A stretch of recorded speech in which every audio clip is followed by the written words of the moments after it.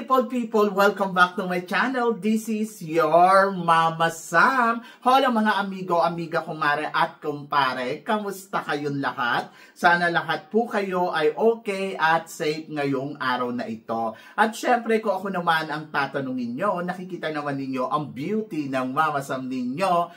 Fresh overload pa rin, di ba? Ganyan talaga kapag umiinom ka ng maraming vitamin C plus kumakain ka ng maraming banana. Dahil sa banana, mas nakakaloka ang ganda ng Mama Sam ninyo. Charot! So, kamusta naman kayong lahat? Sana lahat kayo ay okay na okay ngayong araw ng Monday! So, happy Monday sa atin lahat ng bonggang-bongga. At ito na nga, babalik na tayo sa school. Kasi nga, syempre, galing ako sa bakasyon. At eto, pasok na naman. Pero syempre, happy ako kasi na-relax tayo ng bonggang-bonggas at nakakita tayo ng mga bagong lugar na hindi pa natin napupuntahan dito sa Thailand. Kaya happy ako. And then, of course, gusto ko rin magpasalamat talaga sa mga walang sawang tumatangkilik dito sa Mama Sam Vlog. Araw-araw, lagi-lagi. Sa mga bago nating subscribers, hello po sa inyo lahat. At saka syempre, higit sa lahat sa mga makasolid na makamamasam dyan na talaga naman laging nakaabang dito. So yun, maraming salamat sa suporta at pagmamahal. At eto na nga, syempre marami akong hatid na chika ngayong araw na to na talaga naman, oh my gosh, magtataas ang kilay ninyo ng bonggang-bongga sa mga pag-uusapan natin ngayon. Kaya guys, wag na nating patagalin ang ating mga chika. So para sa una nating chika, pambato natin sa Miss Cosmo. Pasok sa top 17 finalists ng Miss Cosmo Best Carnival National Costume. So ayun na nga, 'di ba? Parang hinati yung candidates nung una, nung December 5 nagkaroon ng first group, tapos ngayon naman December 7 nagkaroon ng second group. Nung first group, sinasabi nila, bakit wala doon si Miss Philippines?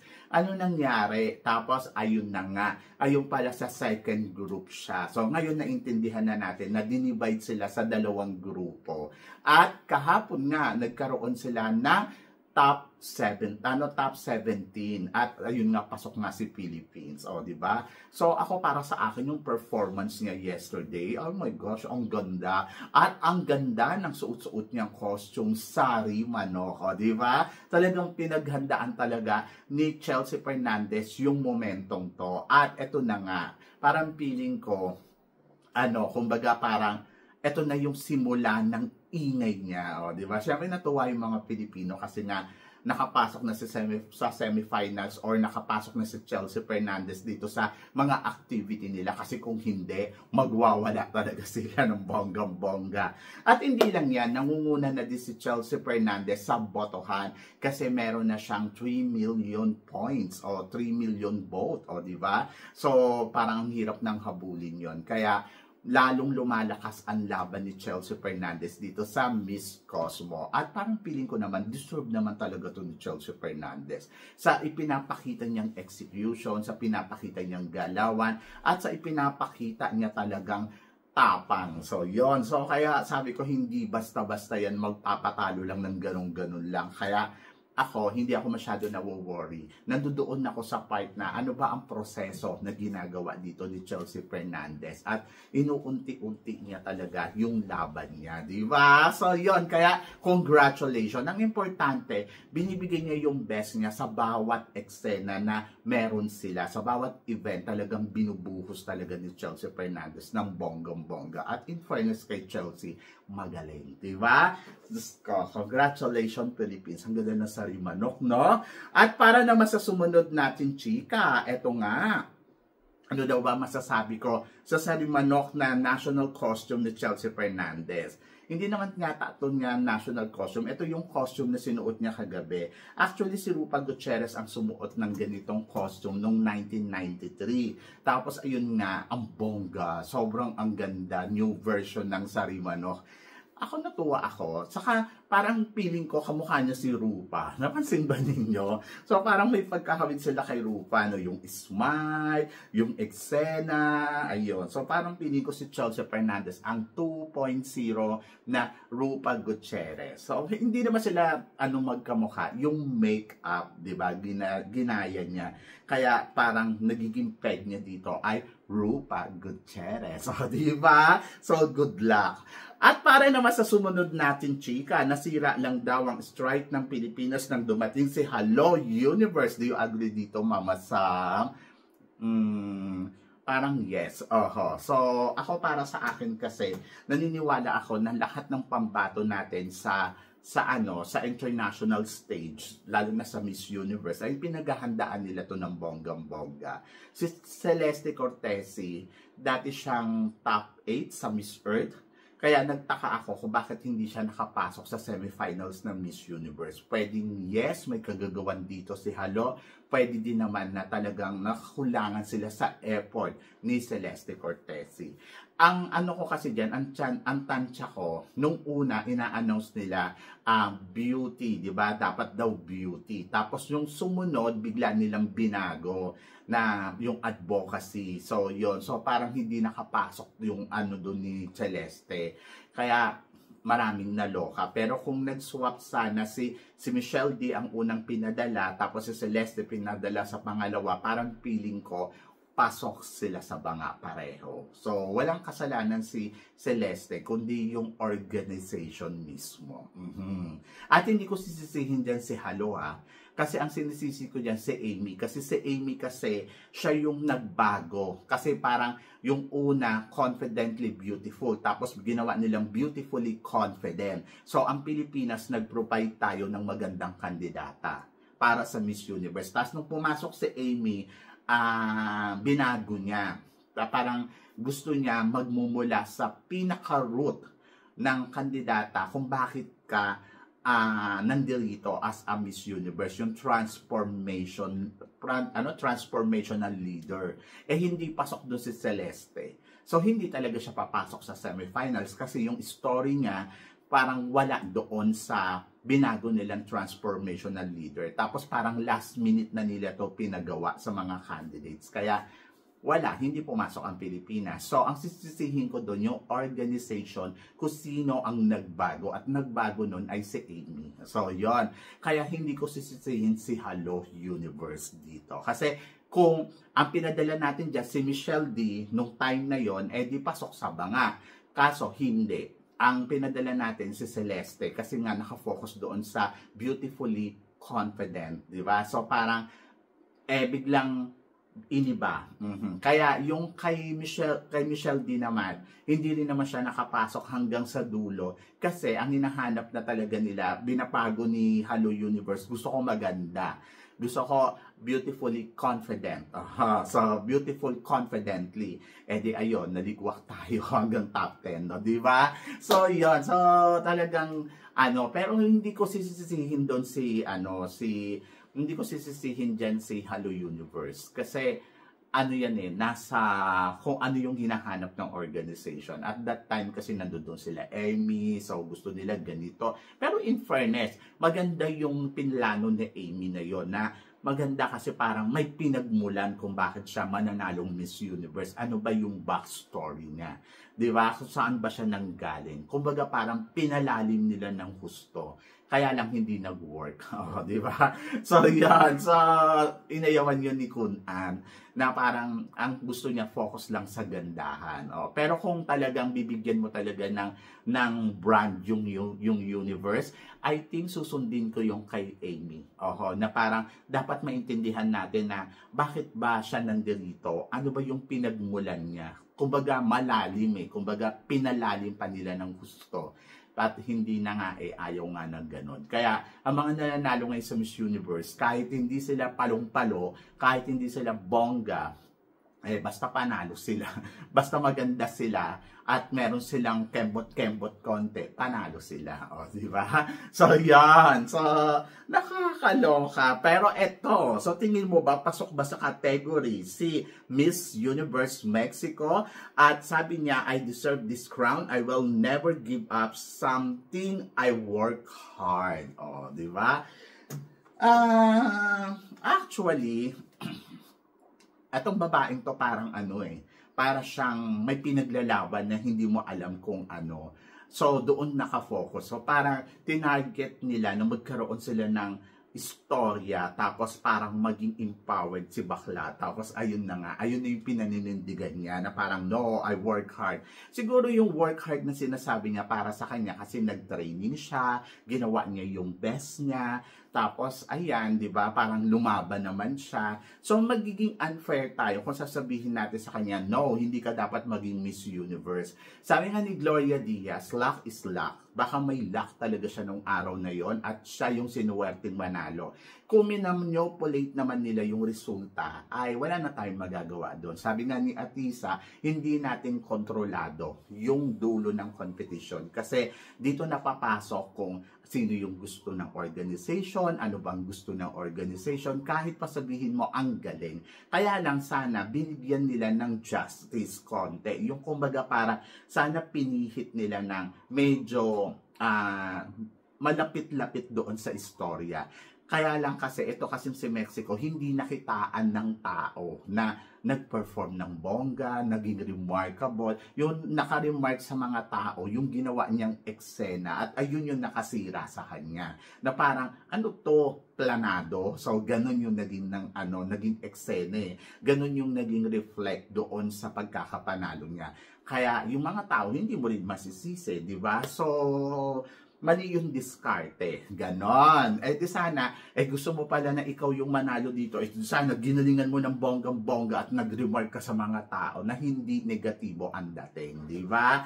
Kasi parang pinapagawa sa iyo yung mga project na ganito, hindi mo sinunod. Parang kung sa ibang pageant yan, demerit ka kasi hindi ka masunurin, di ba? So ngayon, work hard, wala nang umaagaw dyan o wala naman na nag-ano dyan sa eksena mo. So, tingnan na lang natin kung ano yung magagawa niya bilang Miss Universe. So yon, nakakaloka kasi kung intindihin mo pa yan, no? Di ba? Diyos ko Lord. At para naman sa sumunod natin, chika, eto na nga, dahil nag-open nga ang All Stars, at nagkita nga si Emma Tiglao at saka si Mirna Isguera. So mama, sa tingin mo, pwede kayang sumali si Mirna Isguera ngayong edition ng All Stars ng MGI?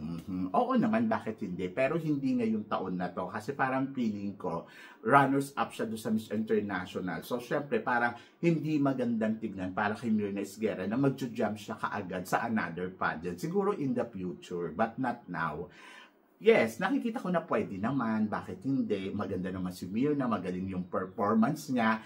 But nandoon ako sa part na kailangan gampanan niya muna yung pagiging runners-up niya bilang Miss International. Alam ko kasi may kontrata sila dyan at least 2 years, ganon. So, tapusin niya muna yon. Tapos, kapag okay na siya, klaro na siya, edi no-jump siya sa another competition. Hindi yung ngayon-ngayon. Kasi parang ipakita mo sa kanila na you are the top 5 sa Miss International. At kailangan mong panindigan yung mga dapat mong gawin. Di ba, Christine Ann? So, yan. So, in the future, gusto ko sumali siya.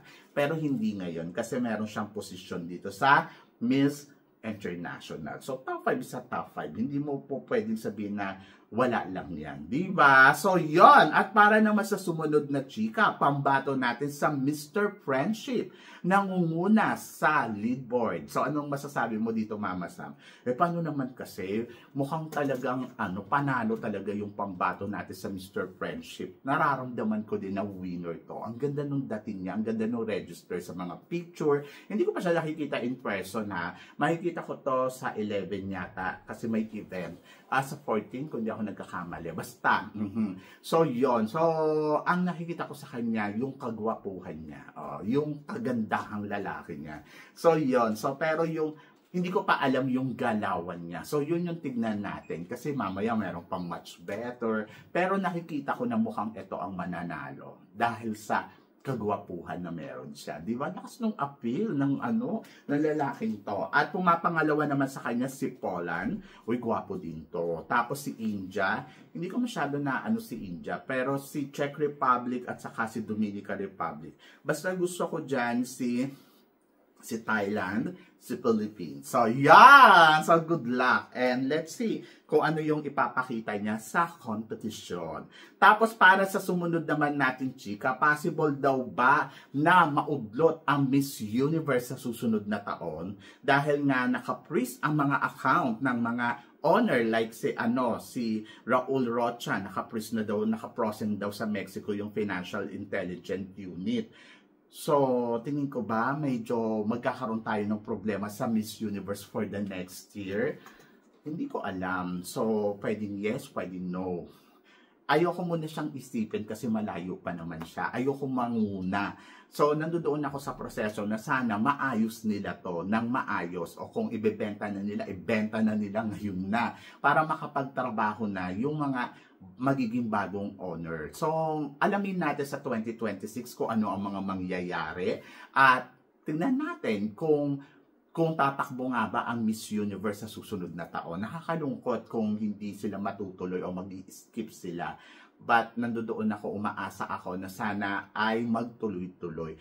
Yung may pandemic na, nag-push nila ito pa. So, sa history ng Miss Universe, nakakalungkot yung ganitong nangyayari ngayon. Na gusto naman isalba, kaya lang parang ayan nga, medyo nagkakagulo, ayaw ng tao, tapos yung honor, ganito. So, sana medyo magkaisa na lang, meet halfway, tapos kung ibebenta, ibenta na, para magsimula na ng bago. Kasi parang feeling ko kailangan ng mag-reset ng Miss Universe. So, yun yung bagong, bagong mukha. Ganon. At good luck, di ba? So, yon. So, para sa sumunod natin, chika, MGI All-Star. Ginaya lang ang Miss Universe. Kaya nga siya gumawa ng bagong pageant kasi kesa namang makisawsaw siya doon sa Miss Universe at ang gulo-gulo nila, pwede naman siya mag-provide ng sarili niyang pageant. Para sa akin, it doesn't matter kung gagayahin niya yung Miss Universe.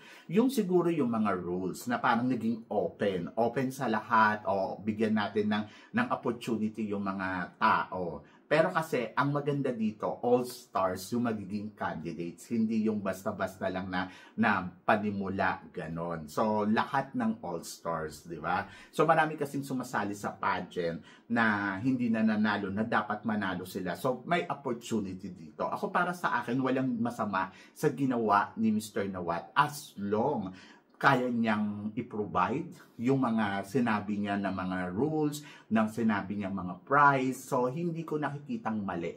Ang nakikita ko doon ay excited to para sa atin lahat kasi parang bago, anong meron, ano ang magaganap, ano ang klaseng pageant na makikita natin. So sa ngayon, wala akong pwedeng sabihin kasi hindi ko naman alam kung ano ang plano ni Mr. Nawat, kung paano niya babaguhin yung pageant na to, ano ba ang sisimulan, yung mga requirements naman na katulad ng Miss Universe. I think ayun yung maganda na parang kesa nga naman makisawsaw siya doon sa Miss Universe, at least, di ba, nag-open siya para sa mga transgender, nag-open siya para sa mga married woman, nag-open siya para sa lahat. Kumbaga parang, at least, di ba, binuksan niya yung puso niya. Hindi yung katulad nung no, ayoko niyan, no, ayoko ng dito, ayoko ng ganyan. So, hindi ko nakikitang panggagaya. Ang nakikita ko doon ay challenge. So, tingnan natin kung paano magwo-work. Ang Miss Universe kasi, Miss Universe na yan Hindi mo siya pwede ikumpara. Ngayon, kung may gagaya man sa Miss Universe, ay panindigan yon na kung paano siya mag-grow dito. So, yun yung aabangan mo. Diba? So, yun. So, good luck. At good luck sa atin lahat ng bonggong-bongga. And I'm so excited for the Miss Universe. I'm so excited for the MGI All-Star. So, let's see kung anong meron dito. So, yon. So, kayo guys, ano guys ang masasabi ninyo dito sa mga pinag-uusapan natin ngayon? So, please comment below para at least malaman ko naman kung ano naman ang chika mo. Maraming salamat guys, syempre, sa suporta at pagmamahal na binibigay ninyo syempre dito sa channel ko. At sa mga hindi pa nakaka-subscribe, please don't forget to click like and subscribe my channel. At i-click nyo na rin po ang notification bell to more updated. Syempre, sa aking mga chika, sabi ng ganon, always keep smiling and laban lang. So guys, hanggang dito na lang. Hanggang sa muli nating chikahan. See you tomorrow. Thank you guys.